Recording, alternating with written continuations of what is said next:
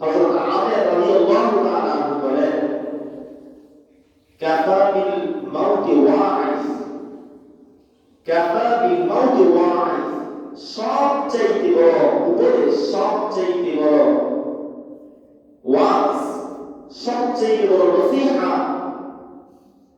একটা মানব জীবনের জন্য কোন আলোচনা যদি নাও করে, একটা আলোচনা যদি করে আর ওই আলোচনাটা যদি গভীর মনোযোগ সহকারে যদি শোনে, তার জন্য, তার জিন্দেগির জন্য যথেষ্ট। ওই ওয়াজটা হচ্ছে মৃত্যুর ওয়াজ। সুবহানাল্লাহ বলেন না? আল্লাহ রাব্বুল আলামিন সূরাতুল মুলকের ২ নম্বর আয়াতের মধ্যে বলেন, الذي خلق الموت والحياة ليبلوكم أيكم أحسن عملا الذي خلق الموت والحياة যে মৃত্যু বানাইছে, যে জীবন দিয়েছে, الذي خلق الموت والحياة ليبلوكم أيكم أحسن عملا মৃত্যু ও জীবন বানাইছেন লিয়াবলুয়াকুম, তোমাদেরকে পরীক্ষা করার জন্য। কিসের পরীক্ষা করবেন?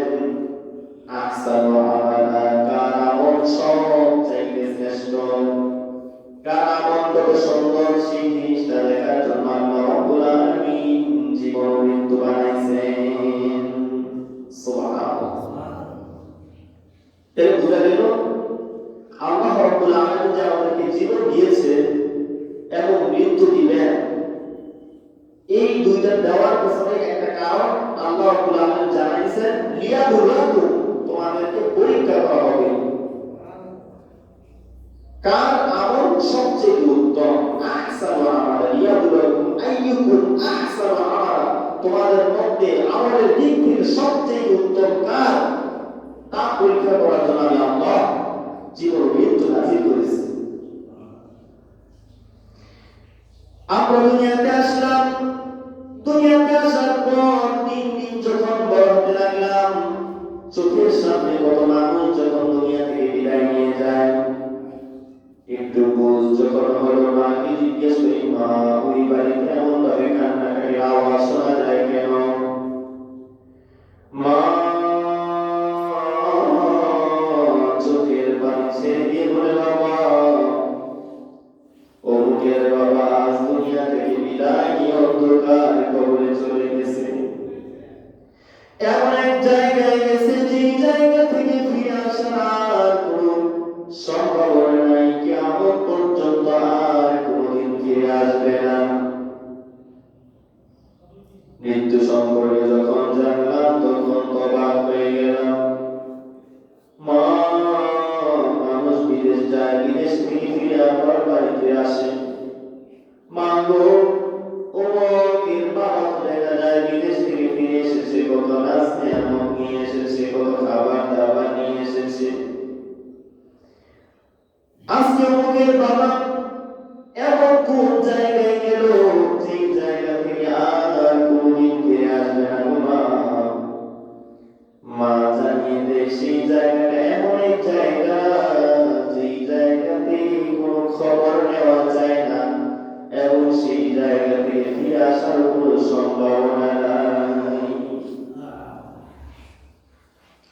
আস্তে আস্তে বড় হতে লাগলাম, দেখতে লাগলাম কত মানুষই তো চলে যায়, সবাই তো চলে যায়, কিনা নিজেও তো চলে যেতে হবে। কিন্তু কেন যেন মনের মধ্যে মানুষ যখন চলে যায় দিনের মধ্যে সেই ভয়টা আর হচ্ছে না। ছোটবেলা যখন মৃত্যুর কথাগুলো চোখের সামনে ভাসতো তখন কেন যেন ভয় লাগতো। আস্তে আস্তে মরার কথাগুলো, মৃত্যুর ভয় অন্তর থেকে যেন চলে গেল। কত মানুষকে দাফন করে চলে আসি, কিন্তু আর দিনের মধ্যে ভয় পাই না। আল্লাহ রাব্বুল আলামিন বলেন, আমি তোমাদেরকে বানাইছি ঠিক, একদিন তোমাদেরকে ওই অন্ধকার কবরে চলে যেতে হবে। আমি মানুষ বানাইছি, জিন জাতি বানাইছি, আসমানের নিচে জমিনের উপরে যা হচ্ছে নশ্বর। প্রত্যেকটা জিনিস ধ্বংস হবে, প্রত্যেকটা প্রাণীর প্রাণ হরণ করা হবে, প্রতিটা প্রাণীকে মৃত্যুর সাধন করতে হবে। কুল্লু নাফসিন যায়িকাতুল মাউত, প্রতিটা প্রাণী মৃত্যুর সাধন করতে হবে, তাদের কোনো সন্দেহ নাই। কোনো সন্দেহ আছে নাকি? কোন মানুষ যে মৃত্যুবরণ করবে এমন কি কেউ আছে যে মৃত্যুবরণ করবে না? প্রতিটা প্রাণী মৃত্যুর স্বাদ আস্বাদন করবে, এটা আল্লাহ তাআলার ফয়সালা। পৃথিবীর সমস্ত মানুষ কেউ আল্লাহকে বিশ্বাস করে, কেউ আল্লাহকে বিশ্বাস করে না, কেউ আস্তিক, কেউ নাস্তিক, কেউ হিন্দু, কেউ বৌদ্ধ, কেউ খ্রিস্টান, কেউ অধিক আল্লাহ বিশ্বাসী, কেউ এক আল্লাহ বিশ্বাসী। কিন্তু একটা জায়গাতে প্রতিটা মানুষ এক, প্রতিটা মানুষের প্রত্যেকটা বিজ্ঞানের থিওরি এক, যে কোন মানুষ মৃত্যু ছাড়া থাকতে পারবে না, প্রতিটা মানুষ মৃত্যুর সারা আস্বাদন করতে হবে, ঠিক কিনা? আল্লাহ রাব্বুল আলামিন জানিয়ে দেন, ও বান্দা তোমাকে আমি মৃত্যু দিব, আর এই মৃত্যু দেওয়ার কারণ হচ্ছে কি জানি? এই দুনিয়া মধ্যে জায়গাটা দিয়েছি, এই জায়গাটা হচ্ছে আখিরাতের শস্য ক্ষেত্র। এই দুনিয়ার জীবনটা আখিরাতের শস্য ক্ষেত্র। কর্মফল দিবস যখন হবে, তুমি দুনিয়াতে কি করেছিলে প্রত্যেকটা জিনিসের হিসাব নিকাশ করা হবে। ফামান ইয়ামাল মিসকালা যাররাতিন খায়রান ইয়ারা ওয়া মান ইয়ামাল মিসকালা যাররাতিন শাররান ইয়ারা। কিছু কিছু মানুষকে একদল করা হবে, প্রত্যেকটা মানুষ না, ক্ষুদ্র ক্ষুদ্র ছোট ছোট যত নেক আমল করেছে প্রত্যেকটা নেক আমল সে দেখতে পাবে। আবার প্রত্যেকটা মানুষ তার জিন্দেগিতে ছোট ছোট করে ফেলা প্রত্যেকটা ভুল সে চোখে দেখতে পারবে। আল্লাহ রাব্বুল আলামিন এই কারণে দুনিয়াতে আপনাকে আমাকে বানাইছেন, দুনিয়াতে আমাদেরকে পাঠানোর পর জানিয়ে দিচ্ছেন, ও মানুষ তোমরা জানোনি আমি কেন মৃত্যু ও জীবনকে বানাইছি। আমি দুনিয়াতে মৃত্যু ও জীবনকে বানাইছি লিয়াবলুকুম আইয়ুকুম আহসানু আমালা, তোমাদের মধ্যে কি সবচাইতে বেশি তাকওয়াবান, সবচাইতে বেশি আমল করবে, তার পরীক্ষা করার জন্য আমি তোমাদেরকে বানাইছি। আমরা যদি দুনিয়াতে আসলাম আশরাফুল মাখলুকাত হয়ে, আজকে আমরা বাংলাদেশের দিকে যদি তাকাই, 90% মুসলমানের দেশ, আমরা নিজেদেরকে মুসলমান বলে দাবি করি, কিন্তু 10% যদি ধরি, 10% ঠিক মতো মুসলমানের 5 ওয়াক্ত নামাজ পড়ে না। 5 ওয়াক্ত নামাজ সবচাইতে একটা মাত্র আল্লাহর বিধান, ফরজ বিধান, আরো তো শত শত বিধান আছে, নামাজ, রোজা, হজ, যাকাত, তাসবিহ, তাহলিল, রুকু, সিজদা, ইনসাফ ভিত্তিক বন্টন। আপনার ধরুন আপনার কাছ থেকে সম্পদ পাবে, এই সম্পদের সঠিকভাবে বন্টন করে দেওয়া এটা আপনার জন্য ফরজ।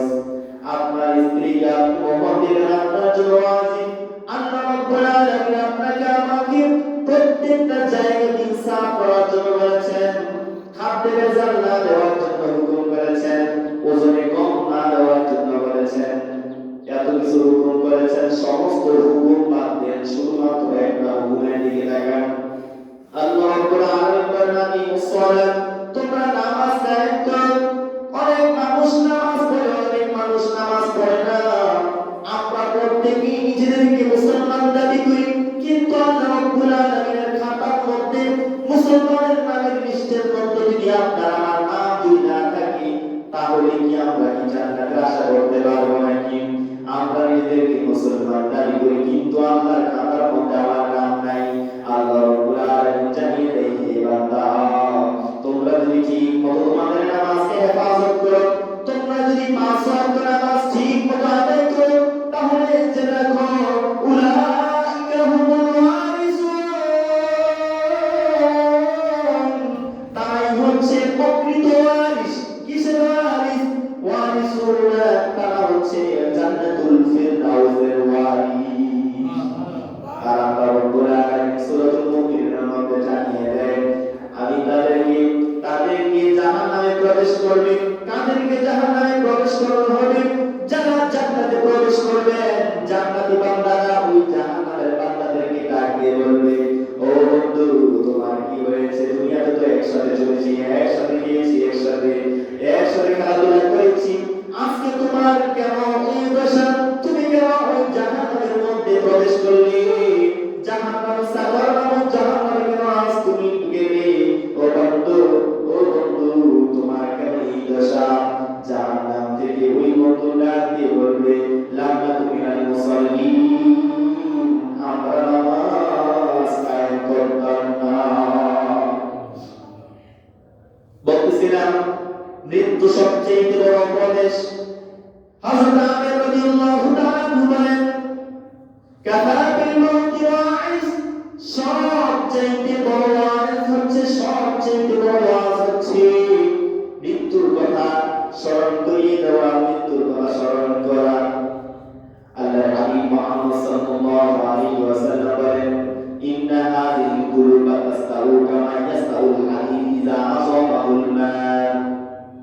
লোহার মধ্যে পানি লাগার কারণে যেমন ভাবে লোহার মধ্যে ঝংকার করে যায়, ও আমার সাহাবীরা, প্রতিটা বান্দার অন্তরের মধ্যে গুনাহের কারণে এরকম ভাবে মরিচা পড়তে থাকে।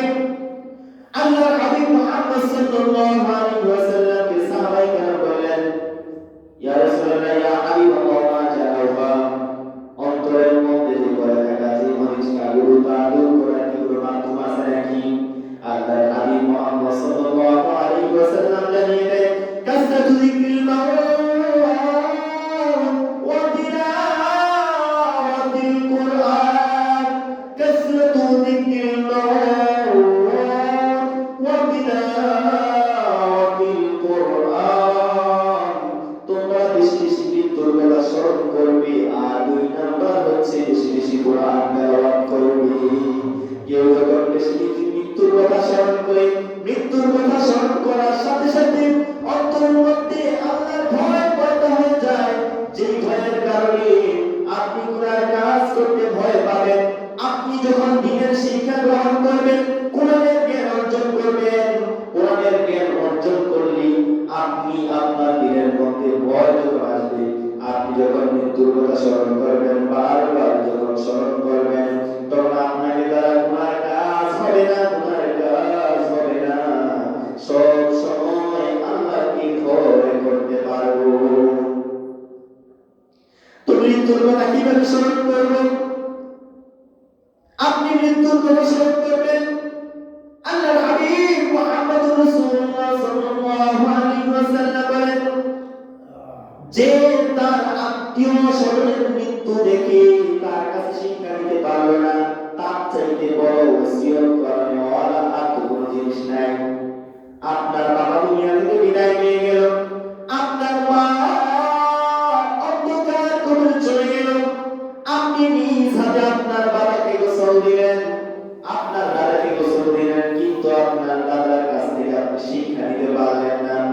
দুনিয়াতে আপনার দাদা, আপনার বাবা, আপনার চাচা, আপনার ভাই দুনিয়াতে ছিল, এক সময় আপনার মতো চলাফেরা করতো, আজকে অন্ধকার কবরে চলে গেল, কি অবস্থা তা বিন্দু পরিমাণ জানা নাই।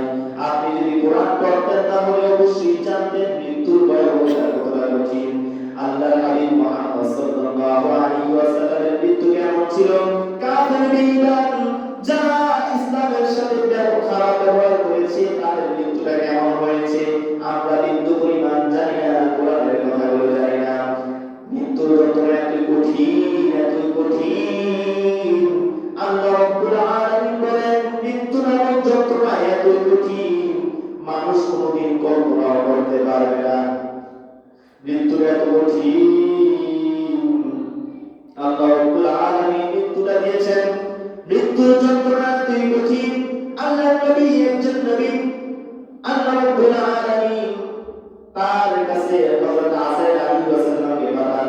আজরাইল আলাইহিস সালাম খুব শখ হইল, আল্লাহ মৃত্যু নামক যন্ত্রণাটা একটু যদি সহ্য করতে পারতাম, একটু যদি দেখতাম ইমানের আলোক বাড়ত। আজরাইল রাস্তা আলাইহিস সালাম আসছে, আসার পর বলতেছে, হে নবী, আমি আপনার বন্ধু হইতে চাই। ইদ্রিস নবী বলতেছে, আমার বন্ধু হইতে চাও তো ভালো কথা, বন্ধু হওয়ার জন্য শর্ত আছে। কি শর্ত? এক নাম্বার শর্তই হচ্ছে তুমি আমাকে মৃত্যু নামক যে আসর আছে তার স্বাদ ভোগ করতে চাই।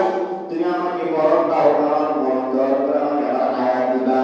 যাও আল্লাহর কাছ থেকে অনুমতি নিয়ে আসো, যদি আমি মৃত্যু উপভোগ করতে পারি তাহলে আমার ঈমান আরো মজবুত হবে। হযরত ইদ্রিস আলাইহিস সালাম যখন এই কথা বললেন, আজরাইল আলাইহিস সালাম আল্লাহর কাছে ফরিয়াদ করলেন, আল্লাহ, দুনিয়াতে কোনো মানুষকে বন্ধু বানাতে চাই নাই, তোমার নবীকে বন্ধু বানাইতে চাইছি, সে আমার একটা শর্ত দিয়েছে, সেই শর্ত আল্লাহ তাআলা কিভাবে পূরণ করব? তোমার হুকুম ছাড়া তো কোনো কিছু হবে না। আল্লাহ বললেন, ঠিক আছে, তোমার শর্ত আমি পূরণ করে দিলাম, মৃত্যু দাও।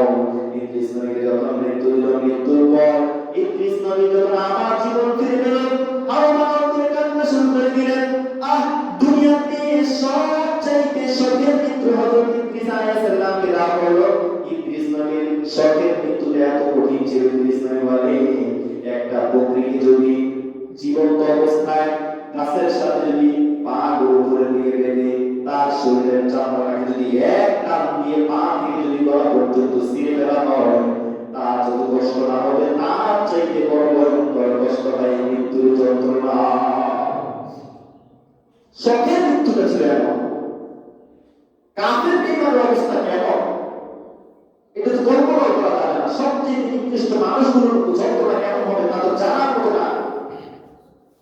আল্লাহর জমিনে সবচেয়ে সর্বশ্রেষ্ঠ সৃষ্টি, সর্বশ্রেষ্ঠ মহামানব সাইয়্যিদুনা হাবিবুনা মুহাম্মদুর রাসূলুল্লাহ সাল্লাল্লাহু আলাইহি ওয়াসাল্লাম, যার কোনো গুনাহ নাই, সমস্ত নবীগুলোর সর্দার, সেই নবীর মৃত্যু সম্পর্কে যদি একটু ধারণা নেন তাহলে অবাক হয়ে যাবেন। আর কোনো কিছু প্রয়োজন নাই, মৃত্যুর বছরের জন্য আল্লাহ রাসূলের জিন্দেগিতেই যথেষ্ট। আল্লাহর হাবিব মুহাম্মদ সাল্লাল্লাহু আলাইহি ওয়াসাল্লাম বিদায় হজের দিন আল্লাহ রাব্বুল আলামিন সর্বশেষ আয়াত নাযিল করলেন। আল্লাহ রাব্বুল আলামিন জানিয়ে দেন, আল-ইয়াওমা আকমালতু লাকুম দীনাকুম ওয়া আতমামতু আলাইকুম নি'মাতি ওয়া রাদিতু লাকুমুল ইসলাম দীনান। আয় নবী, আপনি জানিয়ে দিন, আল-ইয়াওমা আকমালতু লাকুম, আজকের দিন, আজকের এই দিন আপনাকে দিন ইসলামকে পরিপূর্ণ করে দিলাম। সুবহানাল্লাহ। পৃথিবীর কোন নবী এই কথা বলেন নাই। আল্লাহর হাবিবকে জানিয়ে দেন, হে নবী, আজকে ইসলামকে পরিপূর্ণ করে দিলাম। হযরত ওমর রাদিয়াল্লাহু তাআলা আনহু হাওমাও করে কান্না শুরু করে দিলেন, অজ্ঞান হয়ে পড়ে গেলেন। সাহাবীরা তো অবাক, কে ওমর রাদিয়াল্লাহু তাআলা আনহু অজ্ঞান হওয়ার কারণ কি? আল্লাহর হাবিব হযরত ওমর রাদিয়াল্লাহু তাআলা আনহুকে ডাক দিয়ে বলতেছেন, হে ওমর, তুমি এমনভাবে কান্না শুরু করে দিয়েছো কেন? ওমর রাদিয়াল্লাহু তাআলা চোখের পানি ছেড়ে দিয়ে বললেন, ইয়া রাসূলুল্লাহ, ইয়া হাবিবাল্লাহ, আমরা প্রতিটা দিন দেখতাম ইসলাম যে উন্নতি হচ্ছে। গ্লাসের মধ্যে এক ফোঁটা করে পানি ঢালতেছেন, পানি ঢালতে গ্লাসের পানিটা পরিপূর্ণ হয়ে যায়। গ্লাসের মধ্যে দেখতেছেন পানি যেন ফুটতেছে, কি আনন্দ লাগতেছে। আপনি এই গ্লাসের মধ্যে পানি ঢালা দেখে আপনি আনন্দ ভোগ করতেছেন, গ্লাসের মধ্যে পানি ঢালতেছে, ফুটতেছে। একটা সময় যখন পড়ে যাওয়ার পর আর পানি ঢালা হয় না, তারপর থেকে আবার নিচের দিকে নামতে থাকে, বাষ্পীভূত হয়ে আস্তে আস্তে পানি কমতে থাকে।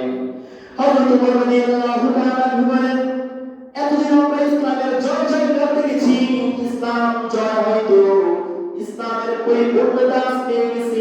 আল্লাহ রাব্বুল আলামিন তার প্যারা হাবিবকে যে উদ্দেশ্যে দুনিয়াতে পাঠাইছেন, তার মানে জাগল এই যে নবুয়তের দরজা বন্ধ হয়ে গেল, ইসলাম পরিপূর্ণ হয়ে গেছে, মানে আল্লাহর রাসূল আর দুনিয়াতে থাকবে না, ইসলাম আস্তে আস্তে আবার নিজের দিকে নামতে থাকবে। এই কারণে আমি কান্না শুরু করে দিয়েছি। ইতিহাস সাক্ষী, আল্লাহর হাবিব মুহাম্মদুর রাসূলুল্লাহ সাল্লাল্লাহু আলাইহি ওয়াসাল্লাম এই আয়াত নাযিল হওয়ার 31 দিন পর দুনিয়া থেকে বিদায় নিয়ে আল্লাহর সাথে সাক্ষাতে চলে যায়। সুবহানাল্লাহ। আল্লাহর হাবিব মুহাম্মদুর রাসূলুল্লাহ সাল্লাল্লাহু আলাইহি ওয়াসাল্লাম মৃত্যুর এক সপ্তাহ আগে থেকে একটা এমন কঠিন রোগ দেখা দিল, আল্লাহর হাবিব মুহাম্মদ সাল্লাল্লাহু আলাইহি ওয়াসাল্লাম ঠিক মতো সোজা হয়ে দাঁড়াতে পারেন না। আল্লাহ রাসূল সাল্লাল্লাহু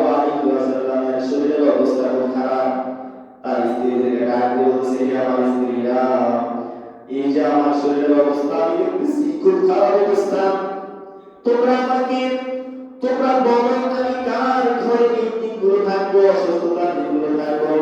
তখন সমস্ত স্ত্রীরা বলতেছে আপনার যার ঘরে পছন্দ তার ঘরে থাকতে পারবেন। আল্লাহ রাসূল সাল্লাল্লাহু আলাইহি ওয়াসাল্লাম আয়েশা রাদিয়াল্লাহু তাআলা আনহার ঘরকে পছন্দ করলেন। আয়েশা রাদিয়াল্লাহু তাআলা আনহার ঘরের মধ্যে গেলেন, গিয়ে যখন থাকতেছে জ্বরের অবস্থা এত বেশি, আল্লাহর হাবিব মুহাম্মদ সাল্লাল্লাহু আলাইহি ওয়াসাল্লাম বলেন সাত পানি, অধিক পরিমাণ পানি তোমরা বিভিন্ন কূপ থেকে নিয়ে এসে জমা করা, ওই পানির মধ্যে আমাকে রাখো।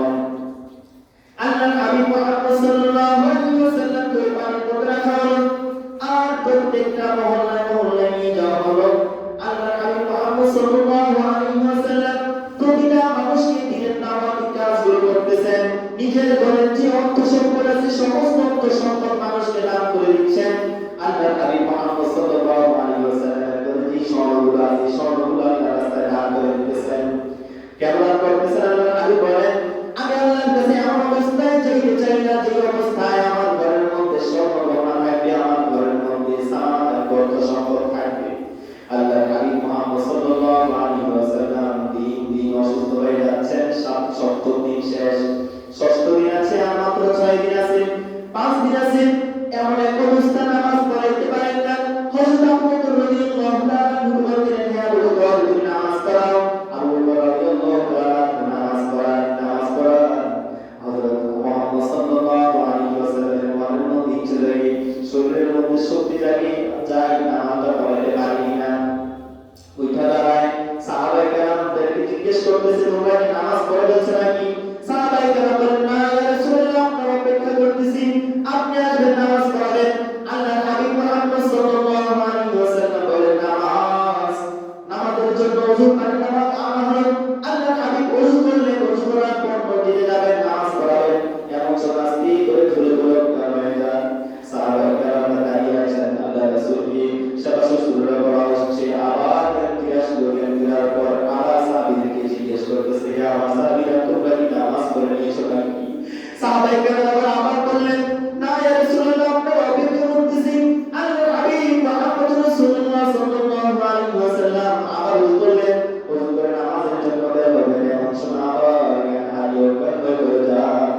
আল্লাহর হাবিব মুহাম্মদ সাল্লাল্লাহু আলাইহি ওয়াসাল্লামের শিওর সাহাবায়ে কেরাম অপেক্ষা করতেছেন। তিনবার এভাবে অজ্ঞান হওয়ার পর আল্লাহর রাসূল বলেন আমি আর নামাজ পড়তে পারবো না, তুমি আবু বকরকে কি নামাজ আদায় করে দাও। হযরত আবু বকর রাদিয়াল্লাহু তাআলা আনহু শেষ 17টা ওয়াক্ত আল্লাহর রাসূলের জীবনে থাকবে 17 ওয়াক্ত নামাজ পড়াইছেন। আল্লাহর হাবিব মুহাম্মদ সাল্লাল্লাহু আলাইহি ওয়াসাল্লাম সাহাবীদেরকে ডাক দিয়ে বলেন হে সাহাবীরা যাও আমার জন্য একটা খাবার নিয়ে আসো, আমি কিছু তোমাদের উপদেশ লিখে দেই। হযরত ওমর রাদিয়াল্লাহু তাআলা বলতেছে ইয়া রাসূলুল্লাহ আপনার শরীরের অবস্থা বেশি ভালো না, ইসলামের জন্য তো কোরআনই যথেষ্ট, কোরআন তো পরিপূর্ণ হয়ে গেল, তাহলে আবার কেন আপনি উপদেশ দিতে যাবেন? আপনার শরীরের অবস্থা ভালো না, থাক দরকার নাই। কিছু সাহাবী বলছে আল্লাহ রাসূল বলছে যাও খাবার নিয়ে আসো, একটা শুরু করে দেই। আবার কিছু সাহাবী রাদিয়াল্লাহু তাআলা মতকে সমর্থন করলেন। ওমর রাদিয়াল্লাহু তাআলা বললেন হে ওমর তুমি যা বলছো সব বলেছো। আল্লাহর হাবিব মুহাম্মদ সাল্লাল্লাহু আলাইহি ওয়াসাল্লাম বললেন তাহলে ঠিক আছে, দেখার দরকার নেই, তাহলে আমার কিছু কথা শুনে নাও। এক নাম্বার কথা এই ভূখণ্ডের মধ্যে যত ইহুদি আছে সমস্ত ইহুদিদেরকে এই জমি থেকে বের করে দাও। একটা ইহুদি নিয়েও একটা ইহুদি একটা খ্রিস্টানকেও এই জমির মধ্যে থাকতে দেওয়া হবে না। চিন্তা করছেন? অনেকে আমরা বলি যে আল্লাহ রাসূল উদার করে মানুষ ছিলেন, আশিকটা আল কুফর, যেই জায়গাতে সত্য আর যেটা সত্য হইতেন কুফরের ব্যাপারে আল্লাহ রাসূল সাল্লাল্লাহু আলাইহি ওয়াসাল্লাম সবচেয়ে কঠিন ছিলেন। আল্লাহ তাআলা শুধু শিরক করবে, আরেক দিকে বাপকে যদি কেউ অস্বীকার করে আরেক ব্যক্তি তাকে মানিয়ে নিতে চায় আল্লাহ রাব্বুল আলামিনের সাথে কেউ যখন শিরকে কাজে লিপ্ত হবে, আমরা এতগুলো উদাহরণ করা হয়েছে হিন্দুদের সাথে আপনিটা চলবে না। আল্লাহ রাসূল সাল্লাল্লাহু আলাইহি ওয়াসাল্লাম ইন্তিকালের মুহূর্তে সে এই ঘোষণা করে দিয়েছে এই সাবধান এই আরবের জন্য একটা ইহুদির পেট বোঝায় আদায় করে দিবা। তারপরে বলতেছে সালা আসসালাহ মা মালাকাত আইমানুকুম, তোমরা বারবার নামাজের কথা আল্লাহ রাসূল বলতেছেন, বারবার বলতেছেন তোমরা নামাজ কায়েম করো।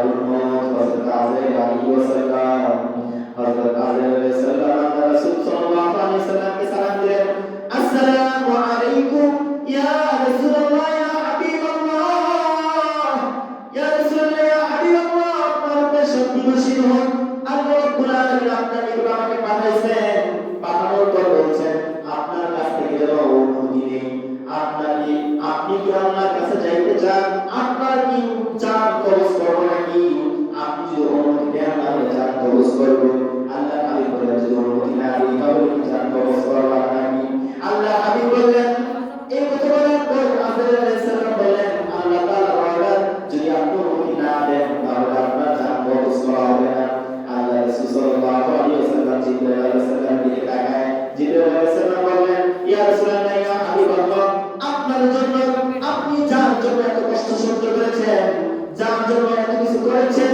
সেই রব আপনার অপেক্ষায় আছে সুবহানাল্লাহ আল্লাহ রাসূল সাল্লাল্লাহু আলাইহি ওয়াসাল্লাম ফাতিমা রাদিয়াল্লাহু তাআলা আনহাকে ডাকলেন ডাক দিয়ে চোখের পানি ছেড়ে দিয়ে বললেন ফাতিমা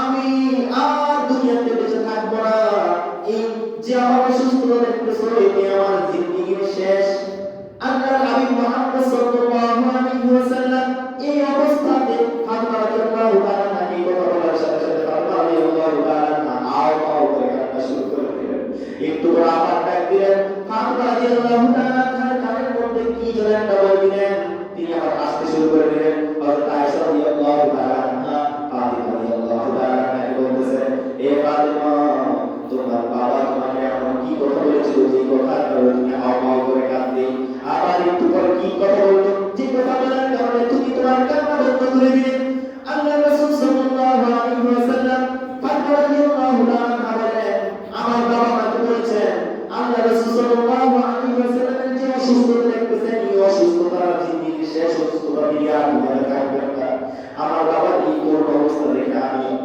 আমি উদাসীন হয়ে গেছি আমি কান্না করতেছি এমন সময় আমার বাবা আমাকে একটা সুসংবাদ দিয়েছে সেই সুসংবাদটা হচ্ছে মা তুমি জেনে রাখো আমি দুনিয়া থেকে বিদায় নেওয়ার পর সর্বপ্রথম আমার সাথে মিলিত হবে আমার কন্যা ফাতিমা